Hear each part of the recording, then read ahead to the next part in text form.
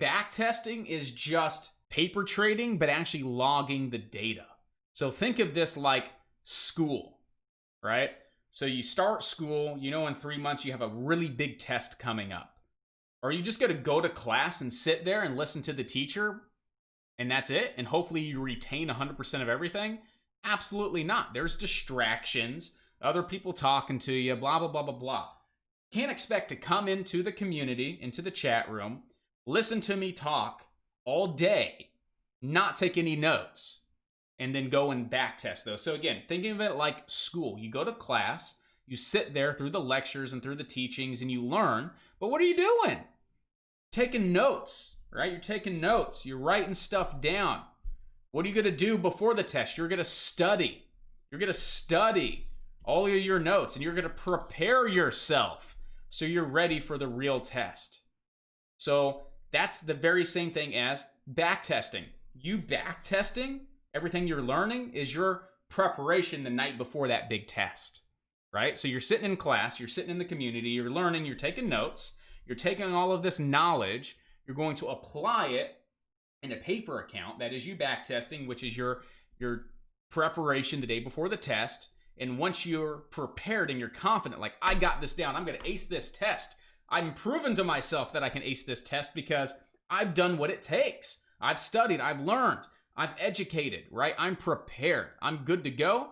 That's when you go to that live account. That's when you go sit down and you take that real test. That's when you go into a live account and you put that knowledge and you put that value to work for you. So again, that's really just what back testing is again, being here every day, asking questions, learning, taking the initiative, taking notes, writing this stuff down, applying it in a simulated account. But what you have to do when you're trying these things in simulated accounts is you actually have to still log this stuff, right? So let's say this week, you're going to be testing the reversal strategy on the 5-minute. So you're going to get a piece of paper and you're going to write down 5-minute reversal.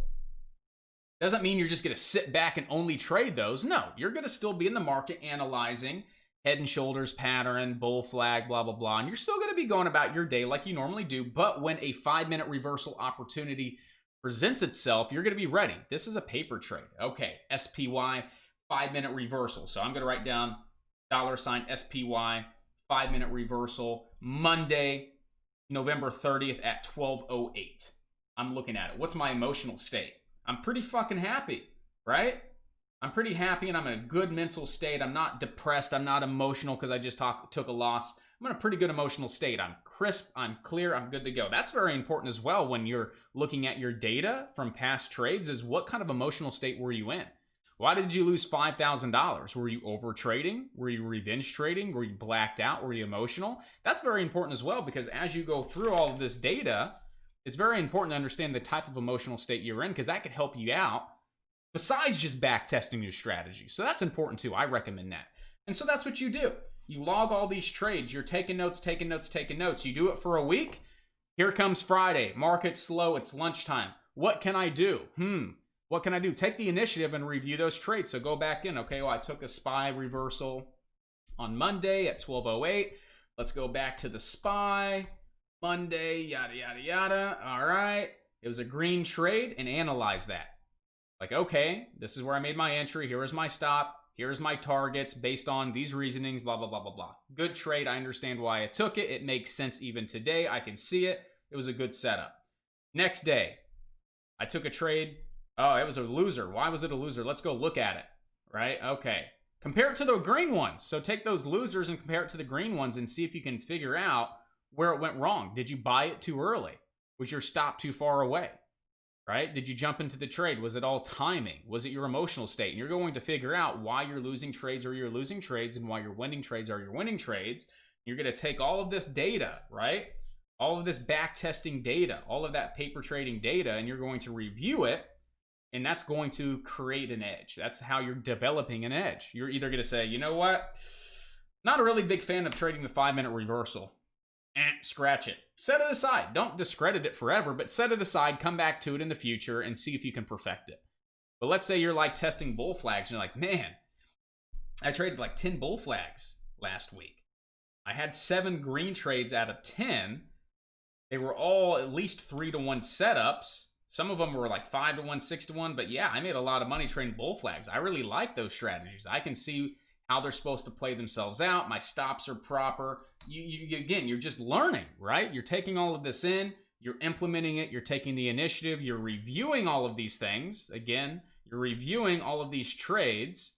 You're writing them down. You're reviewing them. And then you're ready for the test. Then you're ready to implement these things into a real live account. And that's how you're going to eliminate the trial and error and losing money. Yeah, exactly. You're going to eliminate losing money. I mean, you're going to lose money, but you're not going to go through the trial and error and lose real money during your testing period. And I did that for like 8 months, 9 months.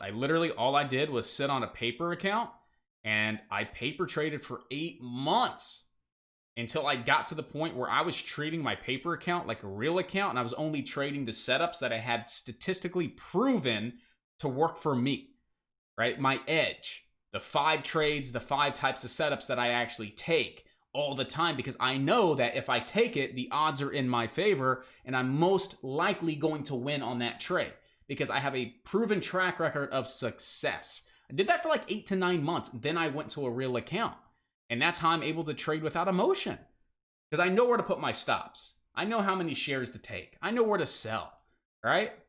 I don't hesitate. I click the buy button when I know it's the right time to click the buy button. I know where to put my stops. I know where to take profit, and that's how I'm able to consistently generate profits day in, day out. Now, yeah, I go on red streaks, but I also go on green streaks. I have red days, red weeks. You know what I mean? So it's just a part of the game, but I've never once shifted away from my strategy. What about that 5 to 6 day red streak I had beginning of the month where I was down 12 grand? Did I completely change my strategy and freak out and come into the market every day like, I gotta make it back, I gotta make it back? No, I came in the market like, hey, it's a new day, brand new day. Let's see if there's any opportunity. Right? I've been taking this setup on high share size. Maybe I should, scale it back on my size, but I'm still not changing my strategy as far as the setups that I take because I know they work.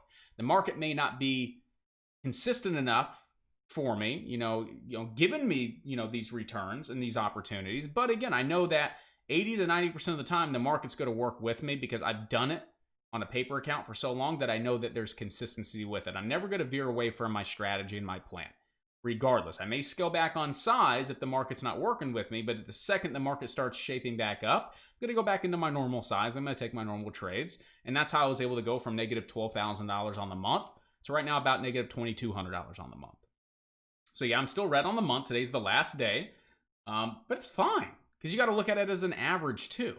I can't black myself out and get discouraged that I'm down $2,200 on the month because I made $29,000 last month. So realistically, over the last 60 days, I'm still up $12,500 on average between last month and this month. So you got to take the positives from everything. Yeah, I'm red on the month. I'm going to post that up on social media. I'm sure I'll get some haters from it.